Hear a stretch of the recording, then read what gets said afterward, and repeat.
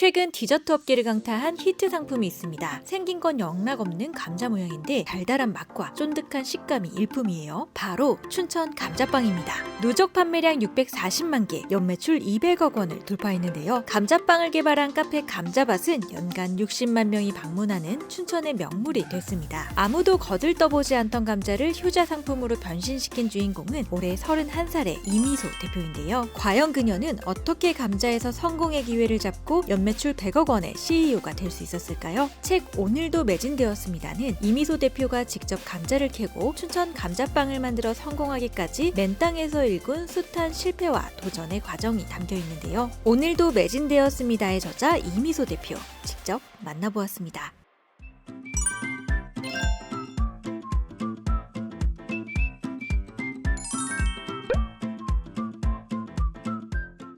안녕하세요. 저는 농업회사 법인 밭 주식회사 대표 이미소입니다. 제가 이제 턱이 많이 나섰어요. 턱이 21mm인데 2.1cm가 되게 작게 느껴지지만 사실 저는 첫 번째 손가락부터 다섯 번째 손가락까지 다 들어갈 정도로 턱이 되게 많이 나왔었거든요. 그 이유 때문만은 아니었더라고요. 제가 작년 8월 달에 ADHD 진단을 받았는데 그게 뭐 조용한 ADHD라고 불리기도 하더라고요. 그렇게 좀 산만하고 친구 대화에 집중도 잘 못하고 그러다 보니까 교우 관계도 그렇게 썩 좋지 못하고 사회성이 좀 발달이 좀 덜 되고 집중을 잘 못하니까 학교 성적도 그렇게 좋지가 못했어요. 지금까지도 계속 산만해요. 근데 이 생각이 다각화되는 데는 좀 더 장점이 있더라고요. 예를 들어 리더십이 있다. 이게 대부분의 사람들은 긍정적으로 생각을 하잖아요. 리더십이 없으면 또 부정적인 거라고 생각을 하는데 저는 개인적으로 리더십이 있다라고 생각하는데 오바마도 있지만 히틀러도 있잖아요. 그 성향 하나로는 부정적이고 긍정적인 게 없다고 생각을 하거든요. 저도 제가 ADHD가 있는 게 부정적이고 긍정적인 건 아니고 그냥 저 성향일 뿐이다 이렇게 생각을 하고 있어요. 근데 고등학생 때는 제가 저의 성향을 긍정적이게 발현시켜야 되는지 잘 몰랐다 보니까 그때는 저를 잘 활용하지 못해서 사회적으로나 학업적으로나 성취도가 많이 떨어진 학생이었어요.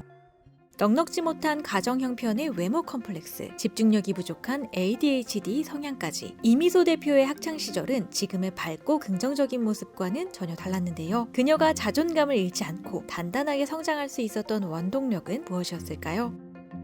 고3 때는 친구가 정말 없어서 도시락을 싸다닐 정도로 친구가 없었거든요. 급식을 혼자 먹기가 너무 부끄러운 거예요. 밥 먹을 친구가 없을 정도로 따돌림을 당하기도 했는데 그때도 저희 아버지께서는 저를 인정해 주셨어요. 너가 다른 사람을 왕따시킨 거라고 생각을 해라. 너는 올바르다. 너는 괜찮다. 이런 얘기를 긍정적이게 많이 해주셔서 비록 학교에서는 좀 적응을 못했지만 집에서는 늘 되게 수다쟁이고 사랑 많이 받는 딸이어서 자존감을 많이 이제 지킬 수 있었던 것 같아요.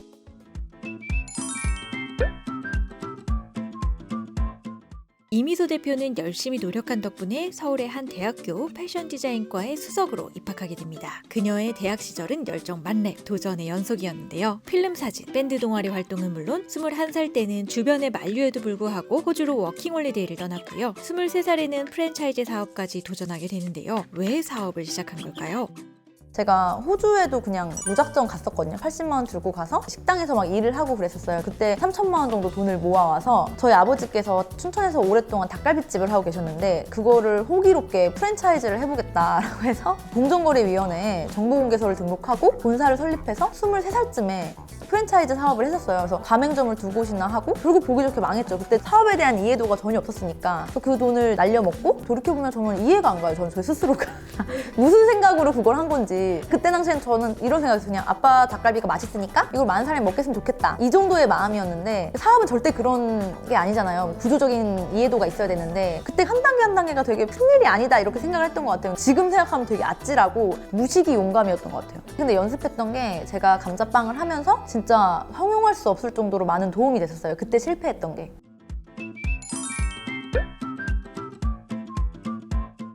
겁없이 뛰어든 첫 사업은 처참한 실패로 끝났지만 그때의 경험은 감자빵 성공의 귀중한 자양분이 됐는데요. 파란만장한 대학 생활을 마치고 서울의 IT 회사에 입사한 이미소 대표. 회사 생활에 잘 적응해가던 어느 날 아버지에게 전화가 걸려옵니다. 춘천으로 내려와 감자 파는 걸 도와달라는 부름이었는데요. 그때 그녀는 어땠을까요?